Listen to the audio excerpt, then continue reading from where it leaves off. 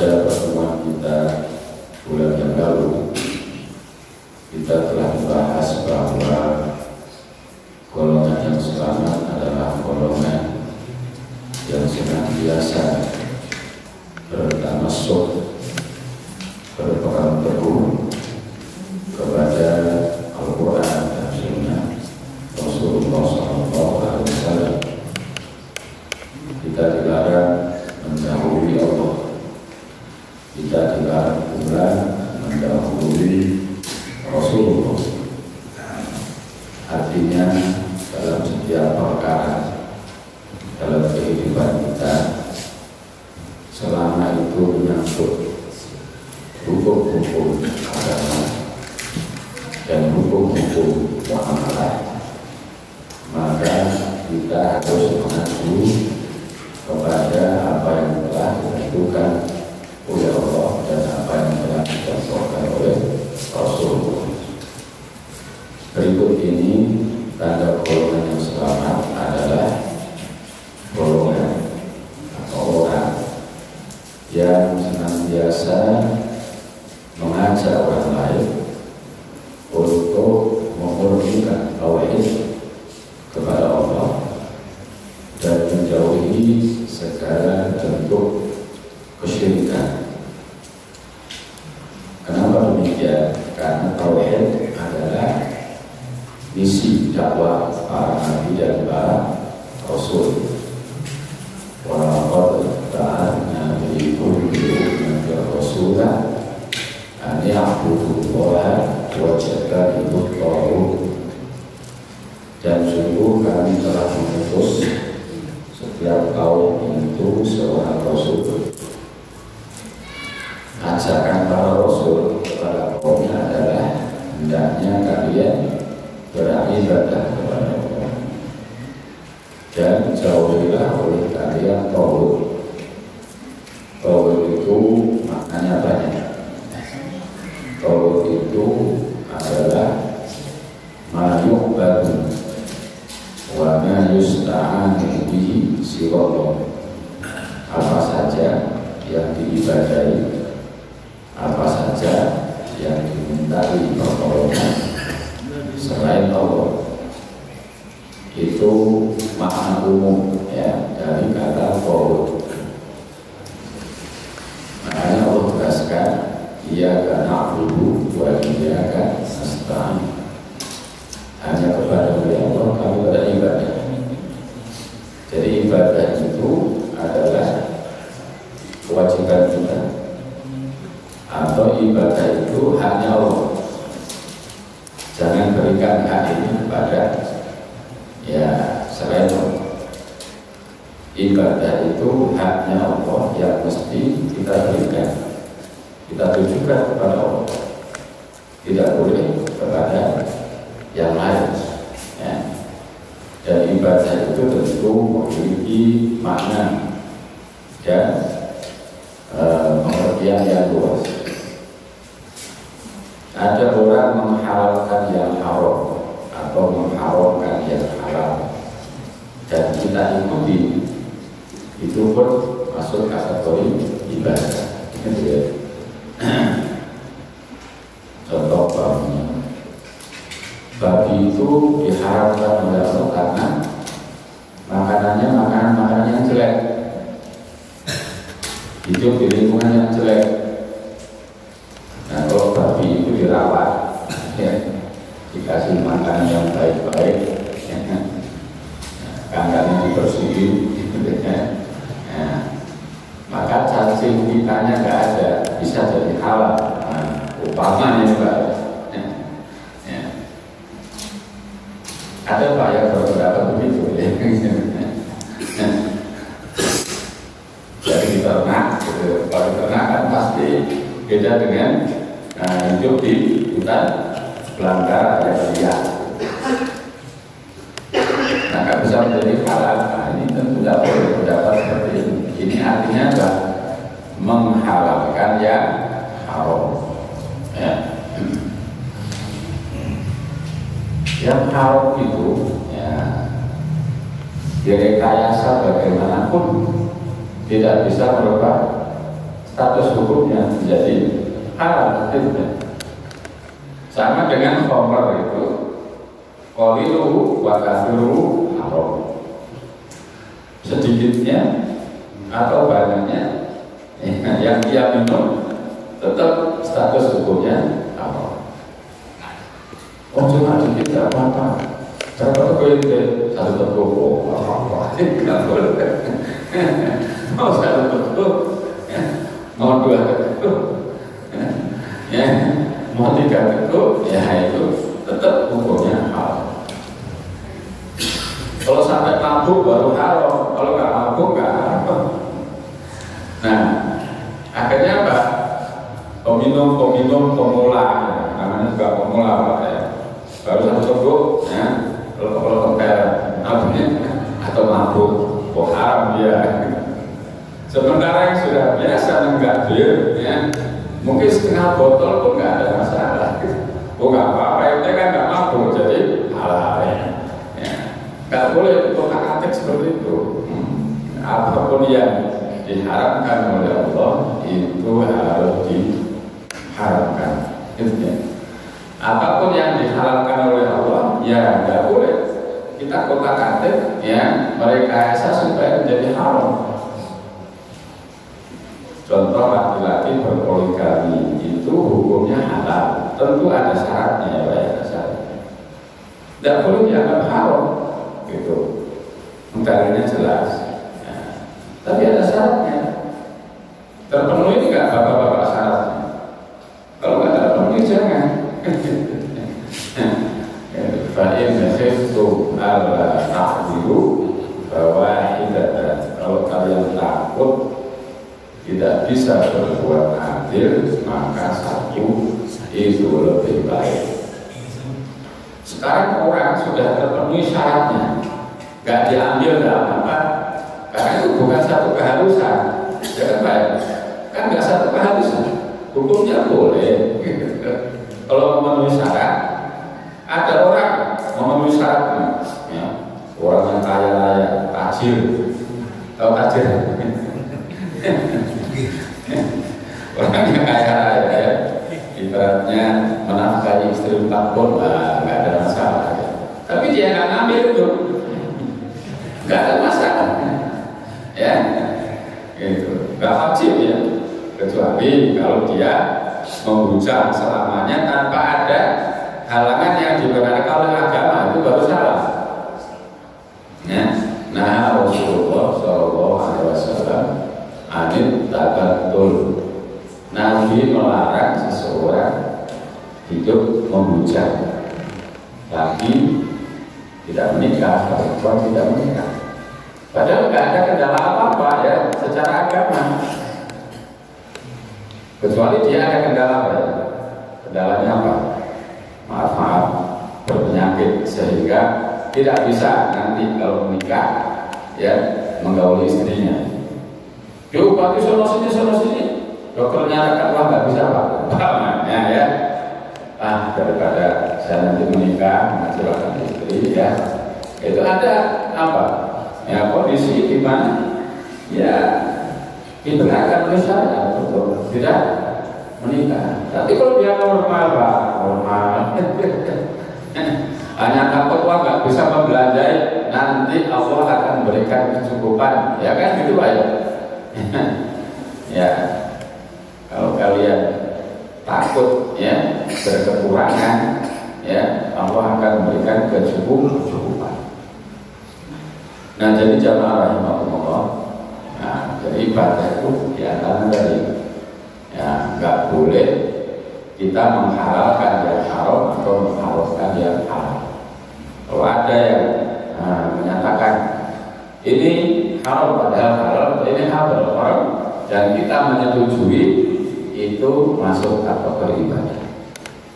Nah kita kembali ya pada tema kita bahwa Nabi dan para Rasul itu senantiasa mengajak umatnya untuk beribadah kepada Allah dan menjauhi kaum. Dan ini misi setiap Nabi, Pak, misi setiap Rasul. Kenapa begitu? Karena kemusyrikan itu akan senantiasa muncul pada setiap generasi. dengan variasi yang mungkin berbeda-beda, tapi hakikatnya sama. Kemusyrikan dulu dengan sekarang mungkin bisa beda, Pak. Ya, karena sekarang perkembangan teknologi demikian canggih, gitu ya. Ya, itu beda dengan dulu. Walaupun jenis-jenis kemusyrikan tradisional juga masih banyak sekali. Ya. Makanya upaya untuk memurnikan tauhid itu menjadi stressing di dalam ajakan ataupun dakwah, karena itu merupakan ya tugas para nabi dan rasul. Ya. Nah, jamaah rahimahullah, jadi tauhid itu makna umumnya begitu. Ya. Tauhid itu memiliki makna yang lain. Ya, syaitan itu juga tauhid. Ya. Gitu. Nah, kita di sini disebutkan upaya untuk memurnikan tauhid itu ya merupakan tanda di antara tanda-tanda golongan yang selamat.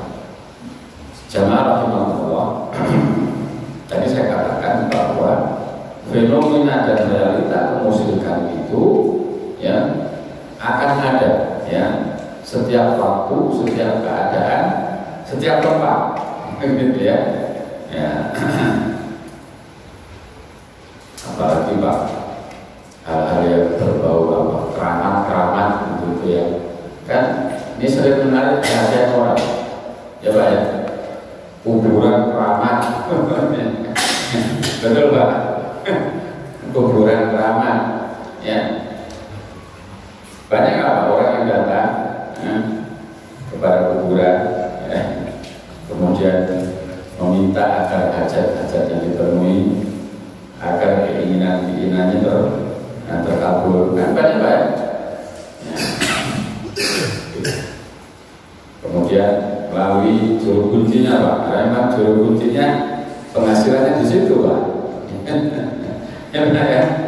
Mana keinginan Anda? Bawa sini tulisannya. Nah, tapi nggak cuma tulisan Pak, ada duitnya. Mintanya apa? 1, 2, 3, berapa? 10.000, itu cuma 1 permintaan. Kalau mintanya 3 ya minimum 30.000. Ya. Jadi Pak, kalau masalah kuburan keramat itu kadang-kadang mudah sekali ya kan, menggelincirkan orang dari jalan tauhid menuju jalan kesyirikan. Ini ada kisah nyata Pak ya, seorang dai di pedalaman, itu kan banyak sekali Pak ya, di pedalaman itu ya namanya animisme ya, animisme, dinamisme ya, keyakinan kalau setiap benda itu ya punya kekuatan yang bisa memberikan keselamatan, bisa juga mendatangkan petaka dan bencana, makanya harus ya memberikan sesajen ini sesajen itu supaya kekuatannya itu kekuatan yang positif aja yang dikeluarkan, ya kan banyak begitu Pak ya. Ini dai tugas di pedalaman ya menghadapi fenomena dan kesyirikan yang nyata. Ini ada dai, terus bersamaan dengan itu pula ada orang yang bertapa ya di salah satu bukit, bertapanya 30 hari 30 malam. Kayak Ramadan aja. Ramadan sebulan kan Pak ya, bisa 29, bisa 30. Itu jumlahnya doang Pak yang sama, tapi kan kegiatannya beda. Ya, Ramadan udah jelas gitu ya. Mau itikaf ya, 10 hari terakhir silakan nggak pulang-pulang. Itu bukan bertapa itu Pak, itikaf ya gitu. Ya. Beda Pak, itikaf dengan tapa beda, semedi beda. Nah, jadi ini ada orang bertapa 30 hari 30 malam. Pada malam yang ke-30 dibisiki oleh setan, atau kalau bahasa mereka itu dapat wangsit. Dapat wangsit itu bisikan setan. kata setan, kamu bikin kuburan bohong-bohong. Gampang kan? Tinggal bikin gundukan tanah, dikasih batu nisan, tulisan kayak Arab, kayak Arab, Arab susah. Arab susah itu Arabnya kebalik-balik. Kalau orang nggak paham, kasih tahu aja ini bahasa Arab, padahal bukan bahasa. Ya, kemudian subuh hari kamu berteriak, kamu seru penduduk kampung, gitu ya, bahwa kamu bertambah 30 hari 30 malam-malamnya 30, kamu secara tiba-tiba mendapati kuburan keramat. Pasti penduduk kampung akan berbondong-bondong ya datang kepadamu. Benar Pak? Pada hari itu ya, wahai penduduk kampung saya bertambah 30 hari 30 malam. Ya, malam tadi malam terakhir, ya saya mendapatkan langsung bahwa di sini ada kuburan, ya keramat yang tiba-tiba ada yang di samping saya, di sisi saya. Kuburan ini bisa membantu segala bentuk problem bapak-bapak ibu. Yang pengen panenannya banyak datang sini, yang pengen dagangannya laris datang ke sini. Pokoknya begitulah Pak ya. Ya, yang susah jodohnya datang ke sini ya. Waduh, masyarakat langsung tertarik Pak. Ya. Dai ini ditinggalkan, berbondong-bondong ke situ. Tapi kalau ke sini ada syaratnya, karena yang menemukan kuburan itu saya. Syaratnya apa ya? Ya, soal dulu ke saya, baru saya sampaikan hajat bapak ibu ke kuburan keramat. Nah, berbondong-bondong, gampang sekali. Memalingkan orang dari tauhid yang benar dan lurus kepada kesulitan. Dan ini ditinggalkan, Pak. Dan ini ditinggalkan. Ya. Nah, jamaah rahimahullah, ya. Hal-hal yang berbau goib-goib gitu ya, itu kan kita ini juga gampang menarik perhatian, ya Pak ya. Kalau Bapak pernah nggak baca buku yang judulnya Berdialog dengan Jin Muslim? Pernah nggak? Pernah ya, ini buku yang dicetak sudah beberapa puluh tahun yang lalu. Buku itu Pak, ditulis oleh seorang jurnalis ya, Mesir.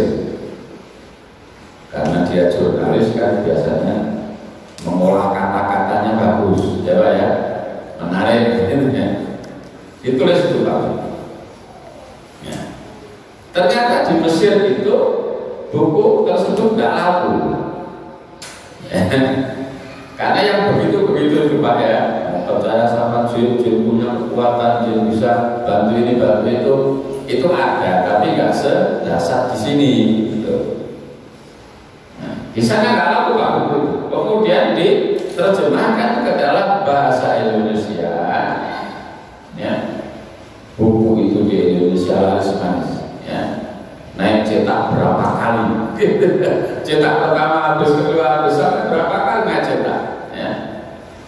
Pengarangnya Muhammad Isa Daud, itu buku karangan lepas Pak, bukan buku ilmiah. Kalau ilmiah kan pasti kan ada fotonya Pak ya, catatan kakinya, hadisnya, riwayat ini gitu, Qurannya, surat ini ya, ini buku karangan lepas. Sampai penulisnya sendiri heran Pak, buku saya di Mesir nggak ada yang ngelirik, tapi di sini malah laris manis. Karena latar belakang masyarakat Mesir ya sekarang ini beda dengan di sini. Kalau dulu ya Pak, zaman Fir'aun jelas di sana sumber kemusyrikan, betul Pak ya. Sampai Fir'aun sendiri itu biarnya kemusyrikan karena Fir'aun mengaku dirinya sebagai Tuhan. Ya. Nah, di sini laris Pak, yang begitu-begitu, ya. Di sini ada jin penunggunya, ya. Supaya jinnya nggak marah, nggak murka, ya. Kamu sembelih, ya, sesuatu, kemudian sebagian kamu lemparkan ke tempat. Nah, sembelihan itu kan bagian dari ibadah, ya Pak ya. Sembelihan bagian dari ibadah, maka syaratnya sembelihan harus apa? Disembelih orang yang Islam. Orang yang paham akan menyembelih itu. Orang yang punya keahlian menyembelih, kalau nggak punya keahlian bukan nggak boleh Pak. Ya, nanti pisaunya ditarik sono kalau sini putus kepalanya, karena nggak punya keahlian. Akhirnya hewan yang di sembelih, waduh, mengalami sakit yang berkepanjangan. Ya, makanya kan disebutkan dalam hadis ya. Ya, wa idza dzabhtu fa ahsinu al-dzibha. Kalau kalian mau motong hewan, gitu ya, ya hewan yang halal, ya, maka berbuat ihsanlah engkau di dalam memotong. Caranya bagaimana? Wal yuhidda haduhum syafratahu fal yurih dhabihatahu. Hendaknya orang tersebut menajamkan pisaunya, ya, supaya apa? Hewan peliharaannya ini bisa nyaman, bisa istirahat. Kalau bahasa letternya itu Pak, maksudnya apa? Tidak menderita sakit yang lama. Ya. Tentu nggak cuma tajam pisaunya Pak ya, tadi ya, dia punya ilmu untuk menyembelih secara syar'i, secara agama. Tajam pisaunya langsung begini bisa patah Pak, lehernya ayam, kan gitu. Ya. Jadi dia harus tahu adab-adab. Jamaah rahimahullah, ya, menyembelih itu bagian dari ibadah. Maka tidak boleh menyembelih kecuali karena Allah. Fasholli lirabbika wanhar. Ya, salatlah engkau karena Tuhan udah sembelihlah korban, ya, karena Allah. Ya. Banyak apa orang yang menyembelih, ya, hewan, kemudian sebagiannya ditaruh di tempat yang dianggap tempat itu apa? Sering mendatangkan petaka. Banyak nggak? Banyak. Ya. Kalau di sini mungkin nggak ada, tapi di beberapa tempat banyak. Ya. Potong sapi kepalanya ditaruh di tempat yang dianggap tempat itu sering mendatangkan kecelakaan. Ya. Sapi Pak, ya, kepalanya kan gede Pak. Coba dimasak di sop, ya, sendiri bisa cukup berantakan. Ya. Tapi persoalannya nggak cuma di situ, persoalannya itu bagian dari kemusyrikan, karena menyembelih itu bagian dari ibadah. Ya. Nah, jadi apa? Fenomena dan fakta kemusyrikan itu mudah, ya, gitu, menarik hati orang sehingga orang tergelincir, gitu ya, dari tauhid kepada syirik. Coba Pak, kita lihat bagaimana pada zaman Nabi Musa, ya Pak ya.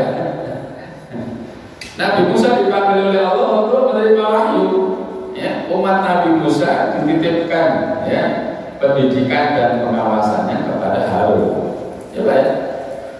Nabi Musa nggak ada, mereka yang tadinya menyembah Allah langsung menyembah Al-Ijl. Al-Ijl itu kan sapi, ya, anak sapi.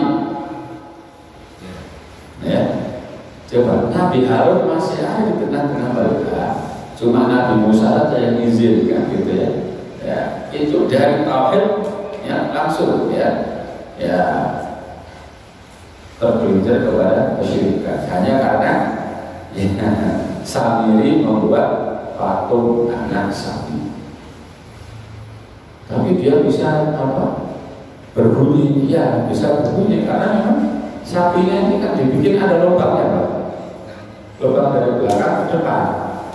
Ditaruh di padang pasir, kalau anginnya berhembus kencang kan masuk ke mulut, kan bunyi Pak ya. Sama aja dengan periwitan, tahu periwitan? Apa itu? Peluit. Apalagi waktu di kampung kan, peluitnya kan dari tanah, betul lah. Itu kan lubangnya juga Pak ya. Ada lubang untuk menekan udara, ada lubang untuk mengeluarkan udara. Begitu kita tekan, ya, gitu. Dengan mulut kita kan bunyi Pak ya. Nah, biasanya gambarnya ayam apa, betul lah Pak. Jangan dulu Pak ya. Burung ya, burung. Ada gambarnya burung kayak. Begitu kita tiup bunyi. Ini juga begitu, anak sapi, gitu ya, taruh di tengah-tengah padang pasir, ada lubangnya dari depan, dari belakang.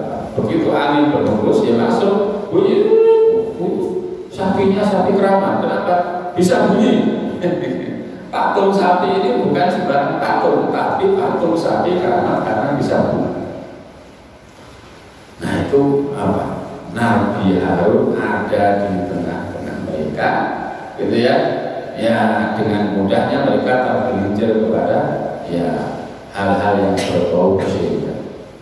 Oleh sebab itu jamaah rahimahullah, tentu fenomena kesyirikan ya di era medsos itu juga ya semakin berkembang Pak. Mungkin bentuknya nggak tradisional seperti itu ya, bentuknya dikemas dengan teknologi gitu ya, dikemas dengan teknologi. Termasuk sekarang berbagai macam bisnis itu kan dikemas dengan teknologi Pak. Main saham 1 jam bisa langsung naik berapa ratus, berapa puluh lipat, betul nggak? Ya ujung-ujungnya itu bodoh, betul Pak ya? Ini kan banyak orang tertarik ya. Tanam 100.000 dalam 2 jam langsung dapat 500.000 ya. Wah 500.000 tanam lagi dapat berapa? 2.500.000 ya. Tapi itu awal-awalnya aja. Belakangan kan ditangkap-tangkap tuh ya. Karena apa itu namanya? Istilahnya robot trading. Robot trading istilahnya ya. Ya dagang, ya, perdagangan apa? Ala robot apa-apa tuh itu istilahnya ya. Pokoknya main-main saham ini. Makanya yang begini-begini ini juga ya walaupun perkara muamalah gitu Pak. Ini kan muamalah ya. Tapi muamalah pun harus dasarnya adalah dasar agama.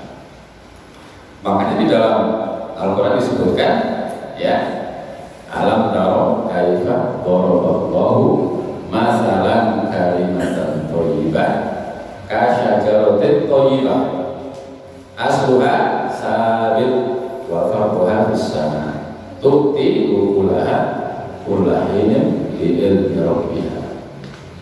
Perumpamaan kalimat thayyibah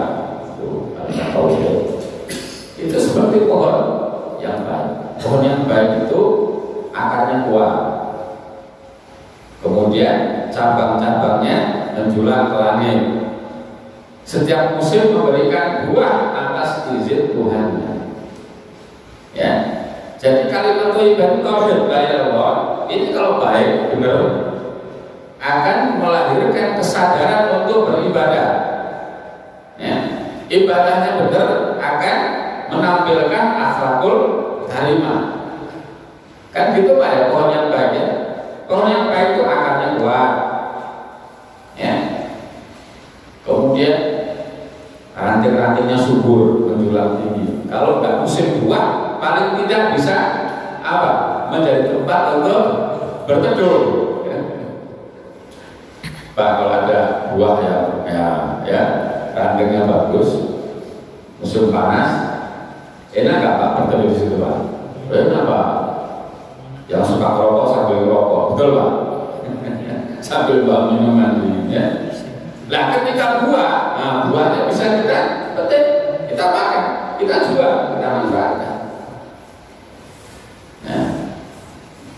Nah pohon itu tentu dari akarnya baik pasti rantingnya juga nanti akan baik. Ya, nanti kalau pohonnya baik pasti setiap musim akan berikan buah. Ini juga begitu, kalimat thayyibah tauhid ya. Ini kalau benar tauhidnya pasti melahirkan spirit untuk beribadah, semangat untuk beribadah. Ya, orang datang ke masjid itu karena apa? Karena dorongan dari kalimat la ilaha illallah. Ya, gitu. Tapi sekarang enggak Ustaz, ya kalau itu cuma gini-gini aja pulang dapat berkah, ya itu juga. Betul Pak ya? Ada yang gitu Pak ya? La ilaha illallah 40 hari itu pulang dapat berkah ya. Ya. Jadi semangat ibadah itu karena didorong oleh kalimat thayyibah. Nah kalau ibadahnya baik, mestinya akhlaknya juga baik karena setiap ibadah itu memberikan dampak apa? Tarbiyatul akhlak, pendidikan akhlak. Sholatnya rajin, bergunjing rajin itu artinya sholatnya tidak, ya tidak sampai pada tujuan. Tujuannya sholat kan apa? Ya, tanha anil fahsya'i wal munkar, ya, mencegah, ya, pekerjaan keji diantaranya bergunjing, ya, ya. Ada orang sholat rajin, bergunjing rajin. Ya, ini berarti sholatnya itu ya belum apa? Ya belum khusyuk. Ya. Ada orang haji berkali-kali, umrah berkali-kali, pelitnya luar biasa. Ada nggak lainnya? Ada. Ya. Mestinya ketika dia haji, ketika dia umroh, bukankah haji mengeluarkan biaya banyak? Banyak kan Pak? Sekarang berapa? 49,8 itu kan baru ONH, ya, ONH atau OHN Pak. Kalau ONH kan ongkos naik haji, kalau OHN ongkos haji naik. Memang naik dari 39 ke 49 ya Pak, 49 ya sekarang ya. Nah orang haji kan mengeluarkan biaya yang cukup banyak. Mestinya itu mendidik dia untuk apa? Menjadi orang dermawan. Itu baru ongkos saja, ya. Belum sangunya kan, pokoknya belum kali masakannya dan lain-lain. Kalau sekarang 49,8 mungkin bisa habis 70 jutaan kan gitu lah ya. Ya. Mestinya ketika dia mengeluarkan uang sekitar itu sebanyak itu ya, itu bagi dia untuk berderma, menjadi orang yang dermawan. Bukan kemudian sepulang haji ya sifat pelitnya nggak hilang, itu berarti hajinya tidak apa? Tidak ya sampai pada tujuan. Umroh berkali-kali, umroh itu kan juga sekarang berapa? Mungkin 30 juta. Ya, itu yang ekonomi Pak. Ya, itu pun tidak cuma 30 juta, pasti ada biaya yang lain. Nah, ketika seseorang mengeluarkan uang 30 juta sampai 40 juta gitu ya untuk menunaikan ibadah umroh, mestinya tadi Pak terdidik ya menjadi orang dermawan sesudah itu. Ya, terdidik pada dirinya menjadi orang yang baik. Ya. Tapi kadang-kadang ya nggak semua seperti itu Pak. Ya. Nggak semuanya hajinya mabrur, nggak semuanya umrohnya makbulah. Kalau hajinya mabrur pasti ada perubahan apa? Sikap, perubahan perilaku. Kadang-kadang ada yang bilang kalau 40 hari saya oke masih jilbaban, tapi sesudah 40 hari boleh lepas jilbab. itu dari mana Pak ya? Pendapat dan ajaran seperti itu ya. Maka banyak Pak ya artis-artis pulang haji jilbaban 40 hari. Masih bau haji gitu ya. Bagus Pak, bau haji itu bagus daripada haji Pak. Bau kalau haji bagus gitu ya. 40 hari berhubungan, setelah 40 hari lepas kerudungnya, ya lepas lagi baju panjangnya. Kalau biasanya goyangnya kayak gitu ya balik seperti itu. Nah, jamaah rahimakumullah ya. Jadi la ilaha illallah ini melahirkan semangat ibadah yang baik, akhlaknya mesti baik. Ya. Ya. Udah sabar belum? Ada tanya Pak? Ada tanya silakan.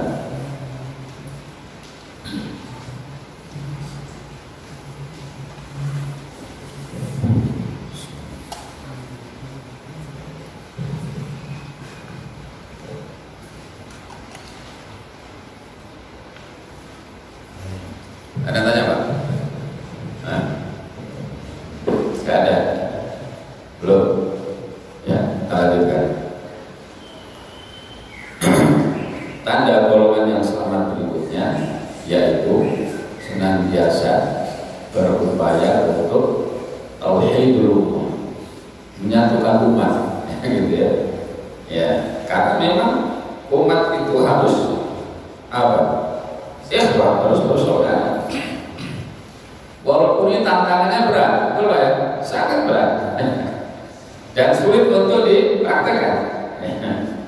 Walaupun ayat-ayatnya jelas ya, innamal mu'minuna ikhwatun fa'aslihu baina akhawaykum wattaqullaha la'allakum turhamun. Ya, sesungguhnya orang-orang beriman itu bersaudara, dan persaudaraan yang diikat oleh keimanan ya itu lintas daerah, lintas suku, lintas bangsa ya. Sehingga saudara kita sesama mukmin di belahan bumi yang mana dizalimi oleh orang lain, kita juga terpanggil untuk ikut ya meringankan beban mereka, minimum dengan doa. Betul Pak? Ini Israel berencana mau membangun perumahan ya di kawasan Palestina. Ya. Maka sering Pak Ramadan terjadi huru hara ya Pak, misalnya bentrok antara orang Palestina dan Israel. Karena kan Israel nggak menghormati bulan Ramadan. Nah kita terpanggil Pak, ya terpanggil ya sebagai sesama mukmin ya bersaudara, walaupun dia bukan warga negara Indonesia, tetapi warga dunia yang beriman kepada Allah. Dan sebetulnya masih banyak Pak orang-orang Muslim, orang-orang mukmin yang terzalimi itu masih banyak ya. Cuma yang mencuat ke media itu kan ya Palestina gitu ya. Ya karena memang di sana ada Masjidil Aqsa gitu ya. Awalu kiblatil muslimin, kiblat pertama kaum muslimin itu Pak yang menjadikan umat Islam di seluruh dunia itu merasa dekat dengan Palestina ya. Karena ada latar belakang sejarah ya, di sana diutus para nabi ya, ada Masjidil Aqsa yang sampai sekarang ya diperintahkan oleh Nabi untuk menziarahinya walaupun sekarang susah kan gitu Pak ya. La tusaturihal illa salah satu masjid. Tidak ada perjalanan yang sangat dianjurkan kecuali ketika masjid. Jadi kalau pengen wisata religi itu Pak, kalau pengen wisata religi itu ya ke Masjidil Haram, ke Masjid Nabawi, ke Masjidil Aqsa. Tapi menjelang Ramadan begini nih wisata religinya kemana Pak? Ke makam para wali dari Cirebon sampai Surabaya sudah hampir. Coba aja Pak nanti lihat. Sekarang mungkin sudah mulai berpuluh-puluh bis gitu ya. Ya makam Sunan Gunung Jati ramai, makam Sunan Kudus ramai, makam Sunan Gunung Buban ramai, makam Sunan Giri Gresik ramai, makam Sunan Ampel Surabaya ramai. Sepanduknya tulisannya wisata religi. Ya, wisata religi itu mestinya ke sana, Masjidil Haram, Masjid Nabawi, Masjidil Aqsa. Karena jelas hadisnya gitu ya. Ya, tidak ada perjalanan yang sangat diperintahkan, ya sangat dianjurkan kecuali ya, pergi ke tiga masjid tersebut. Ya. Nah, jamaah rahmatullah, ya kita sendiri yang mayoritas Muslim itu menyatukan umat Islam ini ya, juga sesuatu yang amat sulit, betul Pak ya? Sangat sulit ya, gitu ya. Walaupun ayatnya jelas, hadisnya jelas, tapi prakteknya itu sungguh amat sulit ya. Tokoh Islam yang punya kapasitas juga belum tentu bisa menyatukan umat Islam sekarang ya. Apalagi setelah banyak partai yang semakin fenomena perpecahan umat itu ya, mulai bisa terlihat ya, dan ya mulai bisa dirasakan. Beda kaos saja bisa kotot-kototan Pak, betul Pak ya? Beda kaos kotot-kototan ada Amin ya. Makanya Pak, saya kan pernah bilang kalau Bapak pakai kaos partai jangan dibawa sholat ke masjid. Takutnya menimbulkan konflik sesama jamaah. Betul lah ya. Bapak ini pakai sholat jamaah pakai partai nomor sekian, Bapak ini pakai nomor yang lain ya. Ya, bisa mengganggu jamaah yang lain kan gitu Pak ya. Ya, khudzu zinatakum inda kulli masjid. Ya, ambillah perhiasan kalian, maksudnya pakaian yang baik ketika kalian menuju masjid. Ya. Dan masuk jamaah rahmatullah ya, kita akan hadirkan insyaallah ya sesudah Ramadan ya, kita sebentar lagi memasuki Syahrul Mubarak ya, bulan yang penuh keberkahan. Kita saling doakan ya agar kita diberikan oleh Allah kesehatan sehingga kita bisa menunaikan ibadah Ramadan dengan segala aktivitas yang menyertainya ya, dengan semangat gitu ya, sehat, kita bisa beridul fitri yang berbahagia bersama. Kita akhiri dengan subhanallah wa bihamdika wa la ilaha illa anta